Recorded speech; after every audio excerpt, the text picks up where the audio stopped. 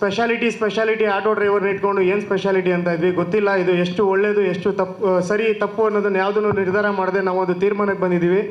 Entire team ನಮ್ಮ ದೊಡ್ಡ ಮನುಷ್ಯ ಚಿತ್ರದ ಮೂಲಕ ಒಂದು ರಿಲೀಸ್ಗೂ ಬಿಫೋರ್ ಒಂದಷ್ಟು ಪೇಡ್ ಪ್ರೀಮಿಯರ್ಸ್ ಮಾಡಬೇಕು ಅಂತಿದ್ದೀವಿ. ಅದು ರೂಪುರೇಷ ನಡೀತಾ ಇದೆ. ಹೇಗೆ ಮಾಡೋದು, ಎಲ್ಲಿ, ಯಾವ ರೀತಿ ಅಂತ ಒಂದು ಪ್ಲ್ಯಾನ್ಸ್ ನಡೀತಾ ಇದೆ. ಆ ಒಂದು ಪೇಡ್ ಪ್ರೀಮಿಯರು ಪಕ್ಕಾ ಆಟೋ ಡ್ರೈವರ್ಸಿಗೆ ಮಾತ್ರ ಸೀಮಿತವಾಗಿರುತ್ತೆ. ನಾವು ಅವ್ರಿಗೆ ಕೊಡ್ತಾ ಇರೋಂಥ ಒಂದು ರೆಸ್ಪೆಕ್ಟು, ನಾವು ಅವ್ರಿಗೆ ಕೊಡ್ತಾ ಇರೋಂಥ ಒಂದು ಟ್ರಿಬ್ಯೂಟು, ನಮ್ಮ ಟೀಮಿಂದ ಅವ್ರಿಗೆ ಕೊಡ್ತಾ ಇರೋಂಥ ಒಂದು ಗೌರವ ಇದು ಅವ್ರಿಗೆ ಮಾತ್ರ ಸೀಮಿತವಾಗಿರ್ತದೆ. ಅದು ಎಲ್ಲೆಲ್ಲಿ ಯಾವಾಗ ಏನು ಅಂತ ಮುಂದಿನ ದಿನಗಳಲ್ಲಿ ನಾನು ತಿಳಿಸ್ತೀನಿ. ಆ ಒಂದು ಪೇಡ್ ಪ್ರೀಮಿಯರ್ ಶೋನಲ್ಲಿ ಯಾರೆಲ್ಲ ಭಾಗವಹಿಸಿರ್ತಾರೆ ಅವರ ಟಿಕೆಟ್ಗಳನ್ನ ಕಲೆಕ್ಟ್ ಮಾಡಿ ಒಂದು ಲಕ್ಕಿ ಡಿಪ್ ಮುಖಾಂತರ ಲಕ್ಕಿ ಡಿಪ್ಪಲ್ಲಿ ವಿನ್ ಆದವ್ರಿಗೆ ಒಂದು ಆಟೋ ಕೊಡ್ತಾಯಿದ್ದೀವಿ ಸರ್. ಇದು ಯಾವುದೋ ಚೀಪ್ ಗಿಮಿಕ್ ಅಲ್ಲ, ಯಾವುದೇ ಒಂದು ಏನು ಪ್ರಮೋಷನ್ ಸ್ಟ್ರಾಟಜಿ ಅಲ್ಲ.